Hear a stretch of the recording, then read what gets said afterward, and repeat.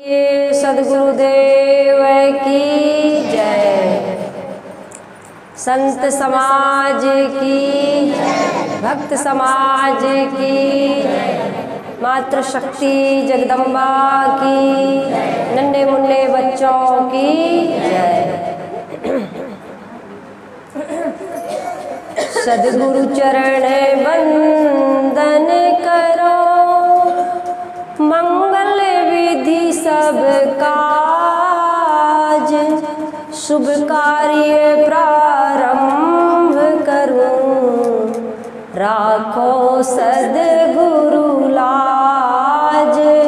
शुभ कार्य प्रारंभ करूं, राखो सद्गुरु लाज।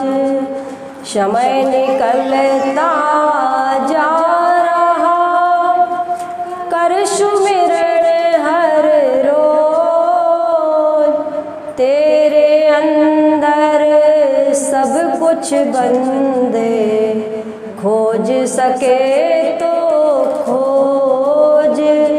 तेरे अंदर सब कुछ बंदे, खोज सके तो खोज। मेरे मन मंदिर के आराध्य प्रातः स्मरणीय परम पूज्य गुरुदेव जी, मेरी साध्वी बहन, सत्संग प्रेमी सज्जनों, भक्ति और शक्ति की स्रोत मेरी माता बहनों, नन्हे मुन्ने प्यारे प्यारे बच्चों, परम सौभाग्य की बात है। कौन सा गांव है? उड़िया। इस उड़िया गांव, जिला बुढ़िया गांव, बुढ़िया बुढ़िया ना यहाँ तो सब जवान है। बुढ़िया, अच्छा अच्छा, बुढ़िया गांव है ना। पहली बार हम लोगों ने सुना ये गांव बुढ़िया। बहुत अच्छा गांव है। गांव का नाम कुछ भी हो, लोग बहुत अच्छे हैं। शाहजहानपुर जिला में, यहाँ उत्तर प्रदेश में हम सबको पहली बार आने का अवसर मिला है ना। और एक ऐसे सौभाग्य जगह, यूट्यूब के माध्यम से भक्तिवान मीरा देवी, जैसे मीरा थी ऐसी है बीना देवी। तो बीना देवी के कारण से ऐसे अचानक बातचीत शुरू हुई और बातचीत करते करते प्रेम बढ़ा, एक दूसरे के प्रति विश्वास जगा। और इन्होंने पिछले साल से बुला रही हैं, इस साल आने का समय बना। 2 बेटियों के बाद एक बेटा आया, उदित। इसका नाम भी बहुत सुंदर संतों ने रखा है। उनके पिताजी का नाम, दादाजी का नाम का भी प्रभाव होता है, इसलिए बच्चों का बहुत सोच समझ के नाम हमारे बुजुर्ग लोग रखा। आजकल तो टीना, मीना, गप्पू, चीकू, क्या क्या नाम रख देते हैं जिसका कोई अर्थ नहीं होता है। तो बहुत सुंदर नाम, बहुत सुंदर काम और बहुत सुंदर आज सत्संग हम सुन रहे थे। ऊपर से साधना साहिब जी बोल रही थी, कुछ ऐसी बातें हैं जो समाज में नहीं कहना चाहिए, नहीं बताना चाहिए।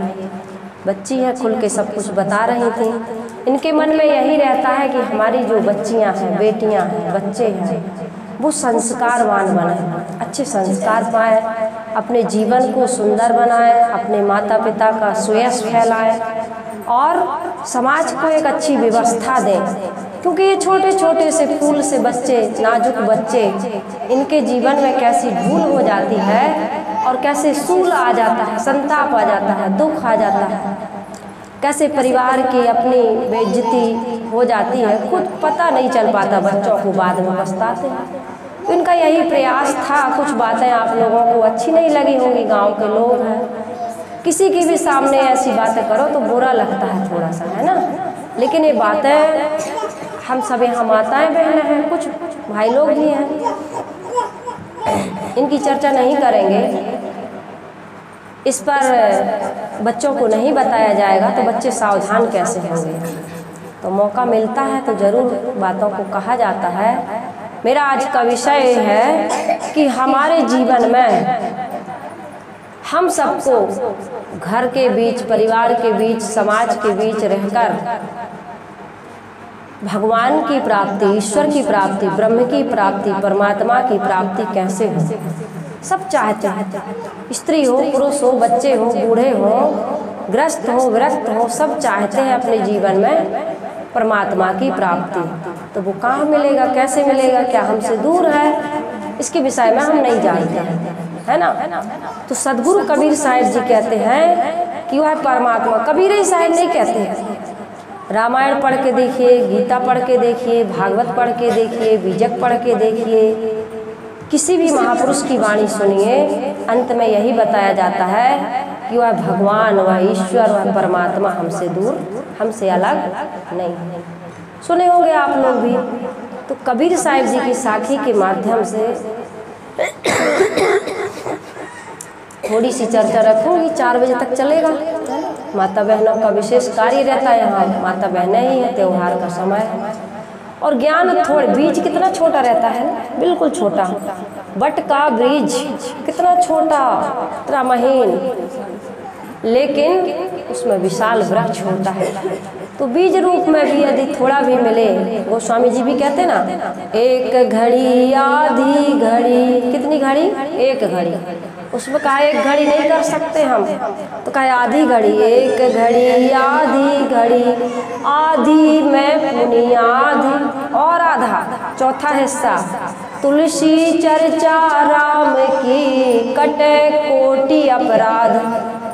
यदि थोड़ा समय भी हम सत्संग करते हैं, लेकिन मन से और पूरी एकाग्रता से, पूरे समर्पण भाव से, पूरी श्रद्धा के साथ, पूरी जागृति के साथ इन बातों को सुनते हैं, समझते हैं और जितना उतार पाते हैं, धीरे धीरे रे मना, धीरे सब कुछ होए, माली सींचे 100 घड़ा, ऋतु आए फल होए।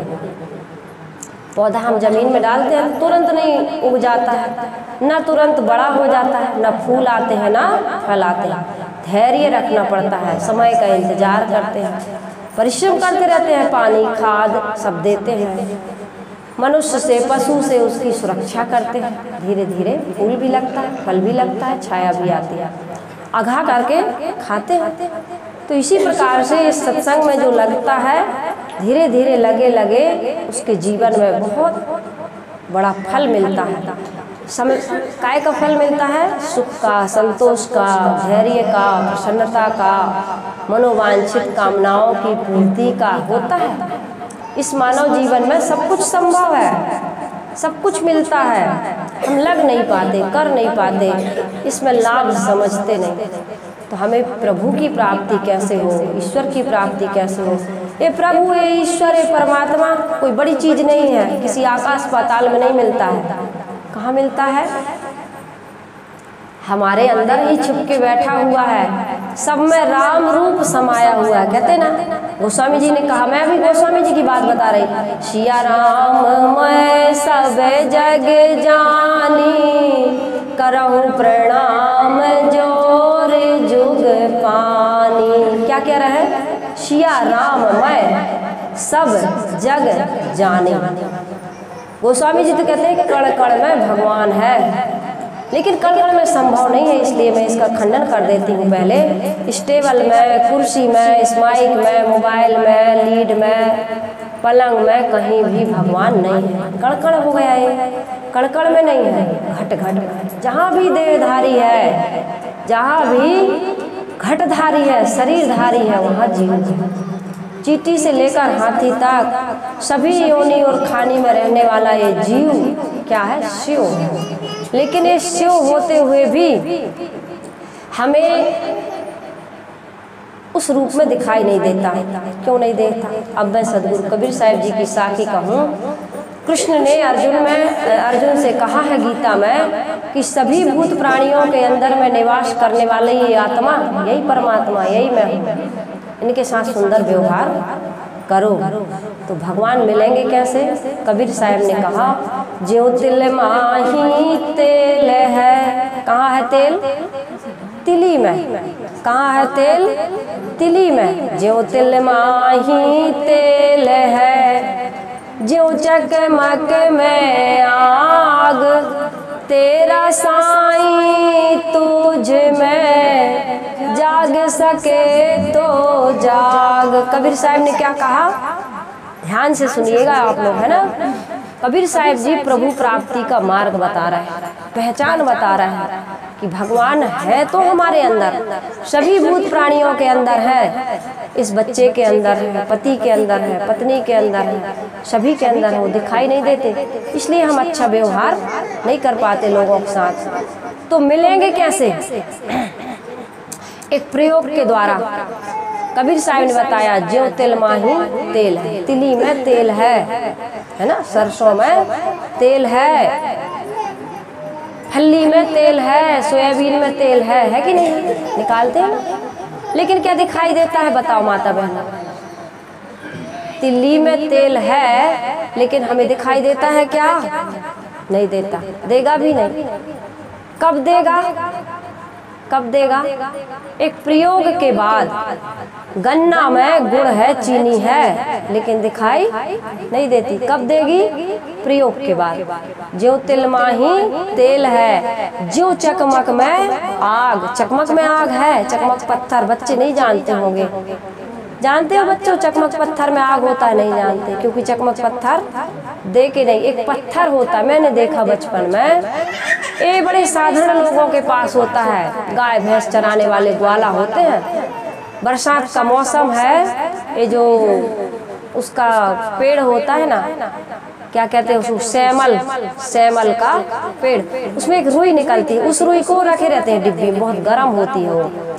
यदि सैमल के फल से जो रुई निकलती है, उसको निकाल के यदि कोई रख ले और तकिया बना के सो जाए, उस पर सिराहना रख के, सिर रख करके, तो सिर दर्द करने लगता है, इतना गर्म होता है। तो उसको डिब्बी में वो रखे रहते हैं, चकमक पत्थर पर लपेट करके घर्षण करते हैं, मारते हैं ऐसे, तो उसमें चिंगारी निकलती है, आग निकलती है, उसी रुई से आग पैदा कर ले। पहले लाइटर नहीं था, माचिस नहीं थी, पत्थर से ही आग को पैदा किया गया है ना, पढ़ना इतिहास। तो कबीर साहब जी ने कहा कि ज्यों तिल माही तेल है, ज्यों चकमक में आग, तेरा साईं तुझ में। हमारा सबका ईश्वर ब्रह्म कहाँ बताया? भगवान नहीं बताया, आकाश पाताल में, मंदिर मस्जिद में नहीं बताया। पूरब दिशा हरि को बासा, हिंदू कहते पूर्व में भगवान बसता है, और पश्चिम अल्लाह मुकामा, पश्चिम उल्टा मुसलमान कहते अल्लाह बसता है। लेकिन कबीर साहब जी कहते दोनों जगह वो नहीं है। पूरब दिशा हरि को बासा, पश्चिम अल्लाह मुकामा। कबीर साहब जी कहते दिल माँ खोज, दिल ही माँ खोजो, यह करीमा रामा।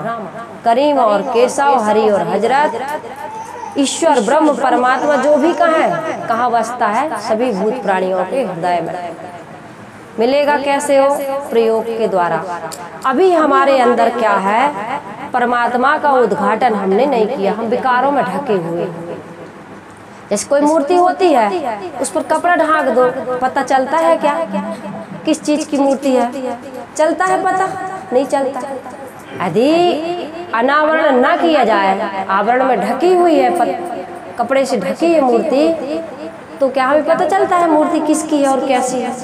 स्वरूप है कि स्वरूप है, गणेश की है कि दुर्गा की है कि काली की है कि राम की है कि कृष्ण की है कि बुद्ध की है कि महावीर की है? कोई पता?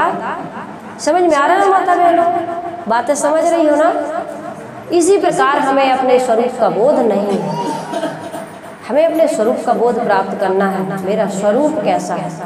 मैं शांत स्वरूप हूँ, अमर स्वरूप हूँ, ज्ञान स्वरूप हूँ, सदा एक रस रहने वाला। मेरे अंदर न मृत्यु है, न जन्म है, न भय है, न पीड़ा है, न शोक है, न संताप है, कुछ भी नहीं।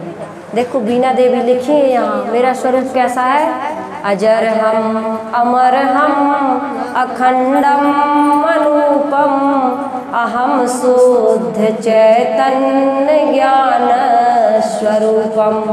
मेरा स्वरूप कैसा है? अजर हम। अब अजर क्या होता है? कोई जानता है? अजर का अर्थ जो जर्जर ना हो, विलोम शब्द है ना। अजर का अर्थ जर्जर, लेकिन यहाँ तो कह रहे हैं अजर हम, मैं जर्जर नहीं होता, मैं बूढ़ी नहीं होती, मैं बूढ़ा नहीं होता, मुझे रोग नहीं लगता, मुझे भूख प्यास नहीं लगती, ये शरीर का धर्म है। तो मेरा स्वरूप कैसा है? अजर। मैं जर्जर नहीं होता। शरीर जन्म लेता और मरता है, अनेक खानियों में जीव कर्म के बस भटकता है, लेकिन जीव का कभी जन्म नए सिरे से बनता बिगड़ता ऐसे है। हमारा बनना बिगड़ना आत्मा का नहीं है, शरीर का है। ये समझना, ये विषय नहीं समझ पाते हम। क्यों नहीं समझते? क्योंकि हमारी जो जितनी भी इंद्रियां हैं शरीर की, आँख, नाक, कान, जीभ, त्वचा, हाथ, पैर, गुदा, उपस्थ, ये बाहर की ओर खुली हुई है। संसार का ज्ञान होता है, लेकिन स्वरूप का ज्ञान नहीं होता, अपने आप का ज्ञान नहीं होता। तिल्ली में तेल है, लेकिन हम निकाल नहीं पाते। आत्मा ही हमारा परमात्मा, हम समझ नहीं पाते। क्यों? क्योंकि बाहर का सारा ज्ञान मिलता है, लेकिन स्वरूप का ज्ञान हमको आज तक मिला नहीं। न माँ ने बताया, न पिता ने बताया, न पति ने बताया, न पत्नी ने बताया। इसके लिए थोड़ी बच्चे पैदा करते हैं कि तुम्हें आत्मा का ज्ञान दे दे, कल्याण के मार्ग दिखा दे और हम ठन ठन गोपाल हो जाएं। हम तो चाहते हैं कि बेटा हुआ है तो बहू आए, और बेटी हुई है तो दामाद आए। परिवार की वृद्धि हो, 2 बेटी से वृद्धि नहीं हो रही, 1 बेटा चाहिए। हम किसका कुल गोत्र चला रहे हैं हमें पता नहीं। 10 पीढ़ी पहले का पूछ दें तो नहीं बता पाएंगे हम। हमारे दादा के दादा के दादा के दादा के दादा का क्या नाम, किसकी पीढ़ी चला रहा है, कोई पता है? नहीं पता। लेकिन हमको अपना वंश वृद्धि के लिए एक पुत्र की आवश्यकता है। खैरे हम संसारी बुद्धि वाले नहीं समझते, आत्मज्ञान है नहीं। और जितने ऋषि मुनियों को, तपस्वियों को, त्यागियों को, शुभ संस्कार या मानव जीवन को जो सफल बनाने वाले हैं, उनको मीराबाई की तो शादी हुई थी, सबरी ने तो शादी नहीं कराई। क्या उनका नाम चल रहा कि नहीं चल रहा? मैं पूछती हूँ आप लोगों से। मीराबाई का नाम चल रहा है। पति को भी छोड़ दिया, परिवार को भी छोड़ दिया, मीराबाई का नाम लेते हैं लोग, भजन गाते हैं। पायो जी मैंने राम रतन धन पायो, पायो जी मैंने राम रतन धन पायो। मीरा जी ने राम रतन धन पायो। पुत्र को पाकर गाओगी आप राम रतन धन पायो, परिवार को पाकर गाओगी, धन संपत्ति को पाकर के गाओगी राम रतन धन पायो। खर्च न टूटे, चोर न लूटे, दिन दिन बढ़त सबायो, पायो जी मैंने राम रतन धन पायो। मीराबाई ने तो शादी करवाई थी, लेकिन पति छोड़ दिया। सबरी माता ने तो शादी ही नहीं की, कहीं मेरी शादी में इतनी भेड़ बकरी काटे जाएंगे, इतने लोगों का भोजन में मांस बनेगा, इतने जीव जंतुओं की बलि चढ़ाई जाएगी, कुर्बानी चढ़ाई जाएगी, मैं शादी नहीं करूँगी। भाग गई मतंग ऋषि के यहाँ और गुरु की शरण में जाकर के भक्ति की, और भक्ति से उनको प्रभु राम के दर्शन हुए। उस समय उस जमाने में राम का बड़ा प्रभुत्व था। रामायण के अनुसार कह रही है, उनको गुरु के वचनों पर इतना विश्वास हो गया कि वो अपनी कुटी में रहती थी और इतना निर्मल सरल स्वभाव, रोज आंगन बुहारती थी, अपने मौसम के अनुसार जंगल में जाकर के फल लाती थी। उस समय बेर का समय था, यही दीपावली के आसपास का समय रहा होगा। प्रभु गए होंगे तो इतना निर्मल पवित्र स्वभाव, उसको यही पता नहीं कि मैं जाति की भिलनी हूँ और मैं झूठे झूठे बेर प्रभु को कैसे खिलाऊंगी। भगवान जाते हैं, बड़े प्रेम से खाते हैं, बड़ी प्रशंसा करते हैं। भगवान ये नहीं कहते कि सबरी ये तेरे झूठे बेर हैं। कहानी के अनुसार मैं कह रही हूँ, बातों को समझाने के लिए कि हमें अपने स्वरूप का बोध ये माता पिता परिवार के लोग नहीं देते। क्यों नहीं देते? इनके पास है ही नहीं। सभी माताएं मदालसा नहीं होती, सुनीति या कयाधु नहीं होती, मैनावती नहीं होती, हर पत्नी रत्नावली नहीं होती जो कामी पति को रामी पति बना दे। हर पति याज्ञवल्क जैसा नहीं होता कि अपनी पत्नी मैत्रेय को आत्मज्ञान दे दे। ऐसा संसार में बहुत कम मिलते हैं, लेकिन होते हैं तो उनका नाम होता है। हम कुल चला रहा है, परिवार चला रहा है, इसी में मरे जा रहा है। 1 ऑपरेशन, 2 ऑपरेशन, 3 ऑपरेशन। मैं आप ही की बात नहीं कह रही हूँ, ये संसार का स्वभाव। मर जाए, मरने के लिए तैयार है, लेकिन संसार में हमारे कुल की कितनी निम्न कोटि की सोच।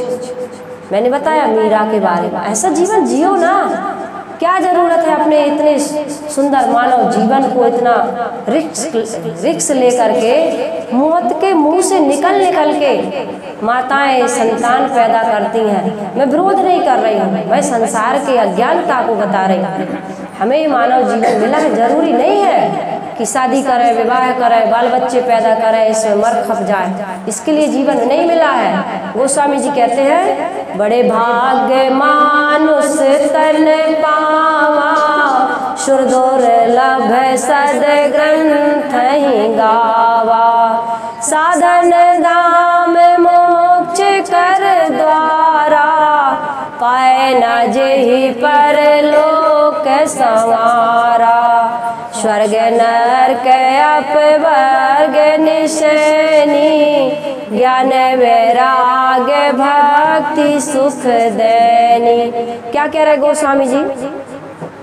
बड़े भाग्य मानुष तन पावा, और शादी करके पुत्र धन परिवार मकान बनावा नहीं, सुर दुर्लभ सदग्रंथ गावा। क्यों सुर दुर्लभ सदग्रंथ? इसकी विशेषता का गुणगान क्यों कर रहा है? क्योंकि साधन धाम मोक्ष कर द्वारा, और पाए न जय परलोक संवारा।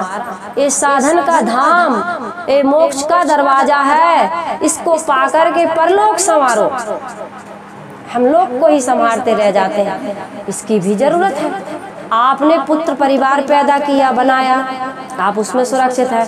हम मठ मंदिर बनाते हैं, समाज बनाते हैं, शिष्य शाखा बढ़ती, भक्त बढ़ते हैं, इसमें हमारी सुरक्षा। कहीं ना कहीं तो जीवन को चलाना है। ये धन संपत्ति, पुत्र परिवार, ये आश्रम, ये घर, पति पत्नी बुरे नहीं है। मैं ये थोड़ी कह रही हूँ कि बुरे हैं, समझिए बातों को, एकदम से समझ में नहीं आता। ऐसा मत समझिए कि मैं खंडन कर रही हूँ, इनका विरोध कर रही हूँ, नहीं। ये मन हमारा यहाँ उलझ जाता है, उलझना नहीं है। आप इसमें उलझेंगे, आपका जीवन बर्बाद। हम मठ मंदिर शिष्य शाखा में उलझेंगे, हमारा जीवन बर्बाद। हमको बाहर का व्यवहार करते हुए अंतर्मुख होना है, स्वरूप का ज्ञान प्राप्त करना है। तो हम कैसे हैं? अजर है। अजर का अर्थ क्या है? अजर का अर्थ क्या है? जो जर्जर नहीं होता, जीर्ण शीर्ण नहीं होता, बूढ़ा नहीं होता। हमारा शरीर होता है लेकिन हम बूढ़े नहीं होते। बचपन की बातें आज भी ज्यों की त्यों याद है कि नहीं? बचपन की बात है, कुछ चीज़ें जब हम जानने समझने लायक हो गए, उस समय हमने जो कुछ भी देखा सुना है गहराई से, ऐसे तो हम देखते हैं तो पता नहीं चलता, लेकिन जिस कर्म को करने में हमारा पूर्ण समर्पण होता है वो याद आता है कि नहीं आता? संस्कार बनता है। खाट पर पड़े हैं लेकिन वो याद आती, जो कि त्यों रील बनी रखी हुई है यहाँ पर। तो हम अजर हैं, अमर हैं। अमर का अर्थ क्या होता है? क्या होता बताओ? हाँ, जो मरे ना, सीधी सी बात, जो कभी मरे ना उसे कहते हैं अमर। अजर हम, अमर हम, अखंडम, अखंड है। हम टूटने वाले, खंडित होने वाले, टुकड़े होने वाले नहीं है। और गोस्वामी जी कह रहे ईश्वर का अंश, तो वो टुकड़ा है ना, अंश टुकड़ा है। मान लीजिए अंशी है, अब इसको हम तोड़ के आपको दे देते, टुकड़ा हो गया, अंश हो गया ना। इसका अंश हमारे रूमाल का, हमारे कपड़े का अंश है। हम किसी से टूटा हुआ टुकड़ा नहीं है, इसलिए हम क्या हैं? अजर है, अमर है, अखंड है और अविनाशी है। हमारा कभी नाश नहीं होगा, ऐसा हमारा स्वरूप। लेकिन ये मिलेगा कैसे, दिखेगा कैसे? इसके लिए गुरु की आवश्यकता है। जैसे तिली से तेल निकालना है तो कोल्हू की आवश्यकता है, मशीन की आवश्यकता है। गन्ना से गुड़ प्राप्त करना है, चीनी प्राप्त करना है तो मशीन की आवश्यकता है ना? मशीन की आवश्यकता पड़ती है। इसी प्रकार से यदि अभी तो रूप का ज्ञान है, संसार का ज्ञान है, शरीर का ज्ञान है, भोग का ज्ञान, योग का ज्ञान नहीं, त्याग का ज्ञान नहीं, साधना का ज्ञान नहीं, संयम का ज्ञान नहीं, स्वरूप का ज्ञान नहीं, तो हमें एक सद्गुरु की आवश्यकता है।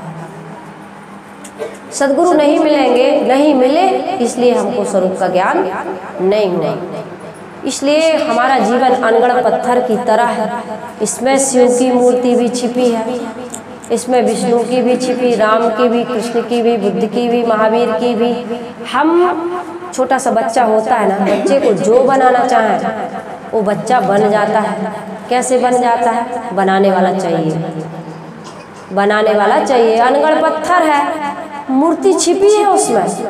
ये तो शिल्पकार का करिश्मा है कि वो जैसी मूर्ति चाहे वैसी मूर्ति हो बना सकता है। इसलिए कबीर साहब ने कहा, गुरु कुम्हार शिष्य कुंभ है, गढ़ गढ़ काढ़े को, अंदर हाथ सहार दे, बाहर मारे चोट। ये ज्ञान की बातें हमें चोट करती हैं, और कितनी ऐसी बातें तो हमें इतनी चोट करती कि सुनने में अच्छी नहीं लगती। इस संसार में दो रास्ते हैं, एक भोग का और दूसरा योग का, त्याग का, वैराग का। तो हमें एक रास्ता स्वर्ग की ओर ले जाता है जो बड़ा सुबस पथ लगता है, बड़ा सुंदर पथ लगता है। जिस सुंदर पथ क्यों लग रहा है, सुबस पथ क्यों लग रहा है, थोड़ी देर और बोलूँ, ध्यान से सुनिए। ये भोग का पथ सुंदर क्यों लगता है, सुबस क्यों लगता है? इसमें बाल बच्चे, शादी विवाह, दुनिया के सारे दुख भोगते हुए भी सुगम सरल सुखमय क्यों लगता है तो बड़ा गंदा नहीं है? गंदा।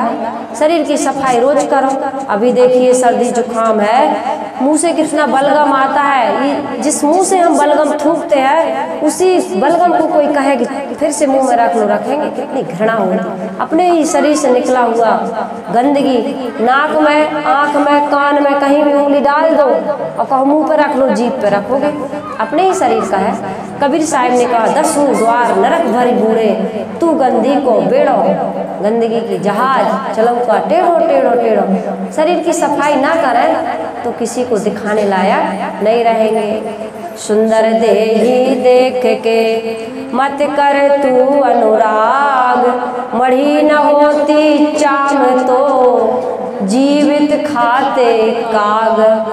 सुंदर देही देख के, चमक दमक देख के इससे मोह ना करो।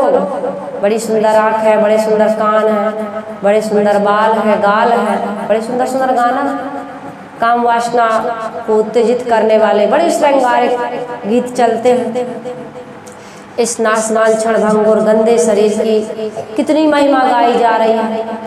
लेकिन साहब कहते हैं, मढ़ी न होती चाम तो जीवित खाते काग। जीते जी कहीं छिल जाता है, घाव हो जाता है। मक्खियों से बचाओ, चींटियों से बचाओ। यदि ऐसी खुले मैदान में हमारा शरीर मिल जाए जीव जंतुओं को तो नोच के फाड़ के खा जाएंगे, सच्चाई है। इसलिए मैंने कहा कि हम सबको क्या करना है, एक गुरु की आवश्यकता है। हमारा शरीर अनगढ़ पत्थर की तरह है। इस पत्थर को गढ़ने, छीलने में, बनाने में पहला गुरु तो हमारी माँ है। माँ हमको शिक्षित करती है, संस्कारित करती है। प्रथम पाठशाला और प्रथम शिक्षिका हमारी माँ और हमारा घर होता है। पहले तो हमारी माँ हमको सिखाती है, समझाती है, सुसंस्कारित करती है। इसके बाद हमको शिक्षा प्राप्त करने के लिए गुरुकुल भेजती, स्कूल भेजती है, नर्सरी में डाल देती है ना, पढ़ने जाते हैं। फिर एक गुरु बनवाती है कि भाई गुरु बनाओ। देखो इस गुरु जी की बात मानो। माँ की बात नहीं मानता बच्चा जितनी टीचर की मानता है। फिर टीचर से भी घनिष्ठता हो जाती है।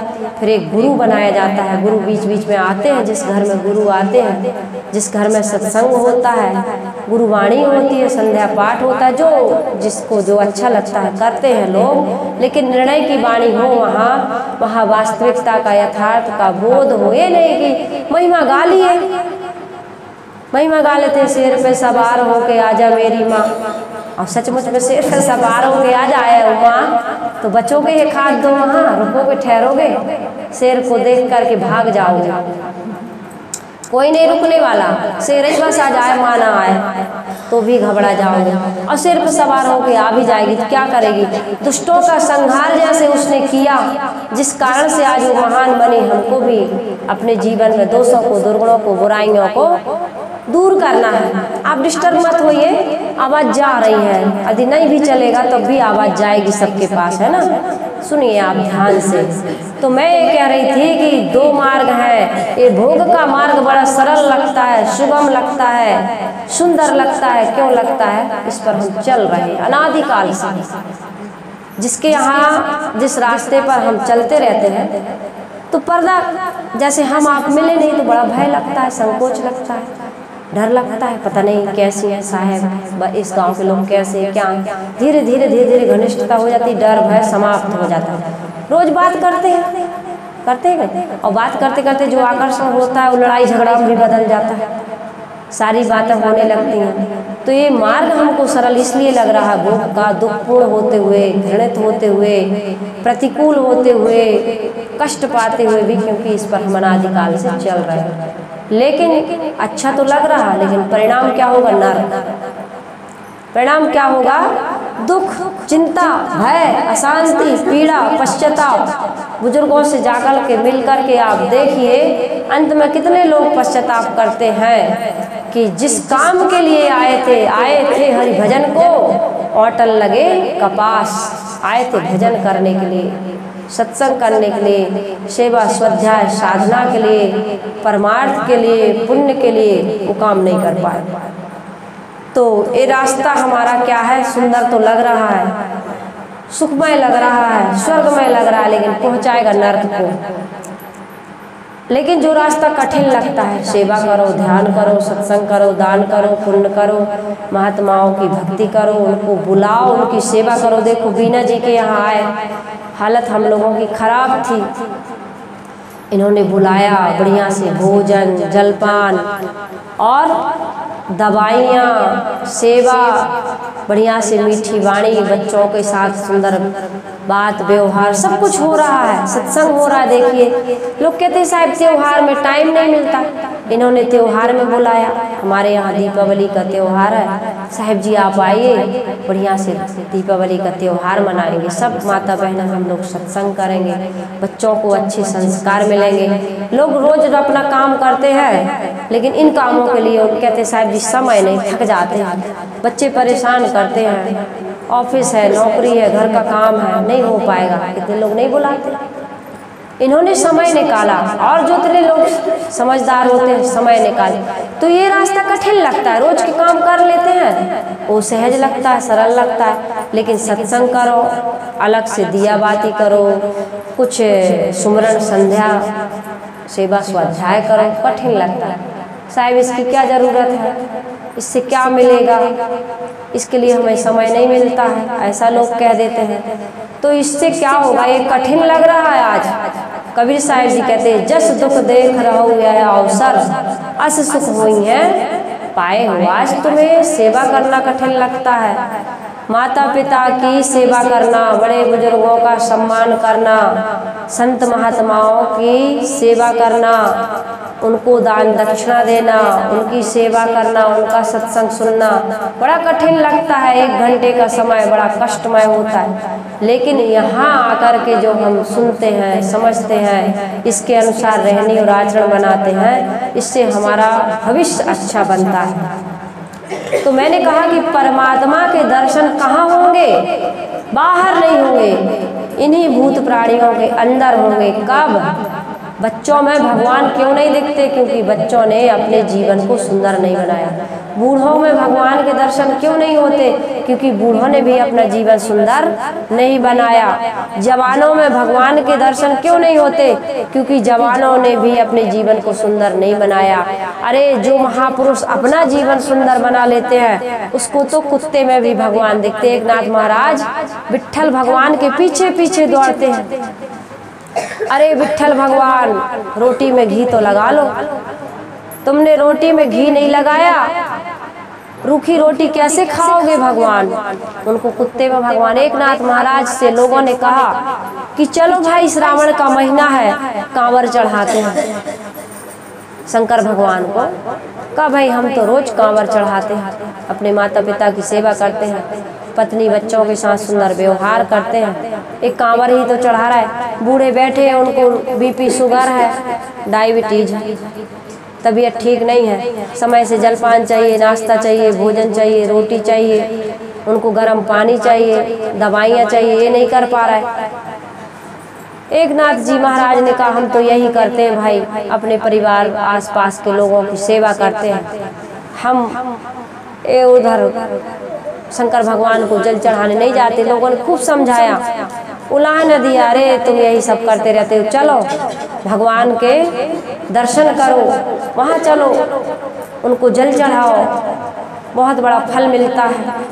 एक नाथ जी महाराज समाज की दृष्टि से चले गए। कांवर में गंगोत्री से जल भर के ला रहे थे। देखा कि एक गधा प्यासा है, बगल में ही बिल्कुल दम तोड़ने वाला है। कहा भाई किसी को नहीं देखा वो गधा प्यास से तड़प रहा, व्याकुल है, मरने वाला है। एक नाथ जी महाराज से नहीं रहा गया, उस गधे को उन्होंने पानी पिला दिया। घर लौट गए। अब कांवर में पानी नहीं तो चढ़ाएं क्या, गधा को पिला के लौट गए। कहते हैं भगवान शंकर पर पहला जल एक नाथ जी महाराज का चढ़ा। इन भूत प्राणियों में, इन सास में, ससुर में, पत्नी में, बच्चे में भगवान नहीं दिख रहा है हमको। उन्होंने अपने आप में भगवान का उद्घाटन नहीं किया, लेकिन हमारे अंदर हमने कर लिया है तो हमको भगवान दिखे। ऐसे भगवान और भगवती के साथ इस सुंदर व्यवहार करना, श्रद्धा से भोजन बनाना, आदर और सम्मान के साथ भोजन कराना, उनकी सेवा करना, उनका ध्यान रखना, ये क्या है? भगवान की पूजा। कबीर साहिब जी ने कहा, जहाँ जहाँ डोलूं सो परिक्रमा, जो कुछ करूँ सो पूजा, जब सोबूं तब करो दंडवत, भाव मिटावो दूजा। दूसरा भाव मेरे अंदर आता ही नहीं है। ये जितने भी लोग हैं सबको मैं भगवान और भगवती के रूप में देखता हूँ, और जो भी उनके साथ सुंदर व्यवहार करता हूँ यही मेरा पूजा बन जाता है। एक छोटा सा बच्चा था, जेठ की दोपहरी में बेचारा नंगे पैर गुब्बारे बेच रहा था। एक सज्जन ने देखा, बच्चा है, छोटा सा है, पैर में जूते नहीं है, पाँव जल रहे हैं। दुकान पर गया, बच्चे के लिए जूता लेकर के आया और कहा बेटा ये जूता पहन ले। बच्चे ने जूता पहना और कहा अंकल अंकल आप भगवान हैं। अंकल ने कहा बेटा नहीं, मैं तो भगवान नहीं हूँ, इंसान हूँ। कैसे कह रहे हो भगवान? कहे नहीं नहीं नहीं आप भगवान। उस व्यक्ति ने कहा कैसे हूँ भगवान? कहे आज मैं मंदिर में गया था और भगवान जी से प्रार्थना किया था कि हे भगवान आज इतने गुब्बारे बिकवा देना कि मेरे पैर में मैं जूता पहन सकूं। आप भगवान बन करके मेरे लिए जूता खरीद के लाए। उस व्यक्ति की आंख में आंसू आ गए। कहा बेटा मैं भगवान तो नहीं हूँ, मैं भगवान तो नहीं बन सकता, लेकिन इंसानों में भगवान के दर्शन करके भगवान का सच्चा पुजारी जरूर बन सकता हूँ। जो व्यक्ति इंसानों में भगवान को देखता है, इन भूत प्राणियों में भगवान को देखता है, हम कहते सिया राम मैं सब जग जानी और बेचूं दूध मिलावो पानी। अपने दूध में हम पानी मिला देते हैं। दुकानदार मीटर खिसका करके कपड़ा बेच देता है, 10 रुपया की चीज़ 20 रुपया में बेच रहा है। भाई उचित मुनाफा लो, ऐसी बात नहीं है कि उचित मुनाफा नहीं ले, घर परिवार समाज कैसे चलेगा। लेकिन जो झूठ बोलता है, किसी की गाली या निंदा के द्वारा अपमान करता है, उसके साथ बेईमानी करता है, लेकर के कहाँ जाओगे बताओ? कहाँ जाओगे? बुरे काम का बुरा नतीजा ना मानो तो कर देख लो, और जिसने जिसने बुरा किया है उसके घर में जा कर के देख लो। जिन जिन लोगों ने बुरा किया है उनके जीवन में शांति नहीं, प्रसन्नता नहीं। ये धन, ये पुत्र, ये परिवार, अरे धन में सुख मार ढूंढने वालों तुम धनवानों से तो पूछ लो, उन्हें चैन नहीं मिलता है भाई पल भर के व्यवहार में। कुटुंब, कबीला, पुत्र, परिवार कितना बड़ा गहमा गहमी भाई भतीजा है, लेकिन रोज आपस में लड़ाई हो रही, झगड़ा हो रहा, कचहरी घूमते, कचहरी में केस चल रहा, मुकदमा चल रहा। सुख है क्या आपस की तकरार में? हमको सुख मिल रहा क्या? यदि इनमें हम भगवान भगवती नहीं देखेंगे तो सुख नहीं पाएंगे। तो इसलिए मैंने निवेदन किया कि हम अपने जीवन में जितने भी लोग हैं एक दूसरे की मदद करते हुए, प्यार देते हुए, आदर करते हुए सबके साथ सुंदर व्यवहार करेंगे और ध्यान चिंतन करें, अपने स्वरूप का बोध प्राप्त करें, संतों के पास जाकर के बैठें, महापुरुषों की वाणी सुने। आज तो यूट्यूब का इतना सुंदर माध्यम, घर घर आदमी सत्संग सुनने का साधन प्राप्त कर चुका है। व्यक्ति व्यक्ति के पास, बच्चे बच्चे के पास आज मोबाइल है, बच्चे भी ऑनलाइन क्लास कर रहे हैं ना। तो ये जो चैटिंग वगैरह करते हैं, इस पर साधना साहिब जी ने बहुत सुंदर विचार दिए हैं। इससे अच्छा कुछ जीवन निर्माण की बातें सीखिए, समझिए, सारी वस्तुओं का आप सदुपयोग करना सीखिए और अपने घर परिवार समाज में जहाँ रहते उनके साथ सुंदर व्यवहार करना सीख जाइए।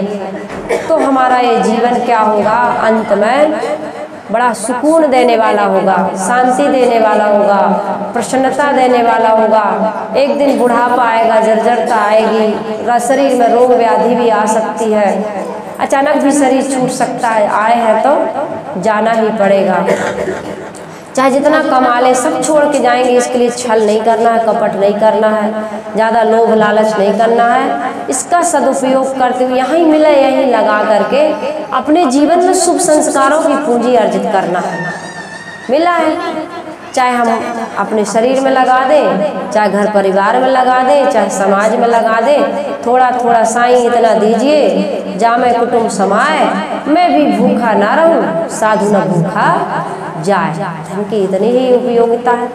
मैं भी भूखा न रहूं, मेरा परिवार भी अभावग्रसित न रहे, मेरे दरवाजे पर कोई भी आए, पवित्र आत्मा आए, दरिद्र आत्मा आए, जरूरतमंद आए, तो मैं सबकी हेल्प करूं, मदद करूं, सबको सांत्वना दूं, सबको शांति पहुंचाऊं, सबका सहयोग करूं। ऐसा जीवन जीते हुए हमें अपने सबको जीवन को सुंदर बनाते हुए, सत्संग करते हुए, अपने जीवन को समझते हुए और घर परिवार के साथ सुंदर व्यवहार करते हुए अपने मानव जीवन को सफल सार्थक बनाना है। आप सभी लोग सत्संग में आए, माता बहनों को विशेष तौर पर ध्यान रखना है कि जितने भी लोग हैं सब क्या हैं, देवी और देवता हैं। जितने भी लोग हैं वे क्या हैं, देवी और देवता। बस हो गया, आत्मा ही परमात्मा और पवित्र कर्म ही पूजा। तो आप भोजन बनाते हो तो आप क्या कर रहे हो, पूजा कर रहे हो। झाड़ू लगा रहे हो तो पूजा कर रहे हो। जो भी काम कर रहे हो, ये सास ससुर की नहीं, ये परमात्मा की सेवा कर रहे हो। बच्चों को अच्छे संस्कार दो, पति के साथ मधुर वाणी का व्यवहार करो, सास ससुर के साथ आदर और सम्मान के साथ व्यवहार करो, धन का सदुपयोग करो। धन का सदुपयोग क्या है, धन का सदुपयोग क्या है, इसको फैशन में व्यसन में बर्बाद नहीं करना है।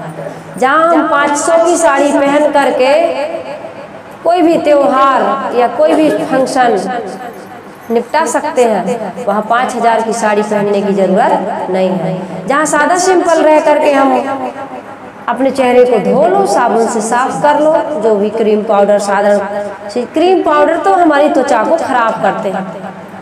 नेचुरल सुंदरता जो मिली है, ओठों की सुंदरता क्या है, लिपस्टिक नहीं है, ओठों की सुंदरता है मुस्कुराहट, मीठी वाणी, सम्मान करना।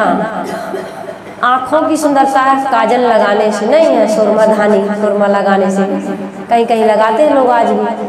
आँखों की सुंदरता है इनमें मर्यादा हो, शील हो, किसी भी परपुरुष से नज़र मिला के बात ना करो।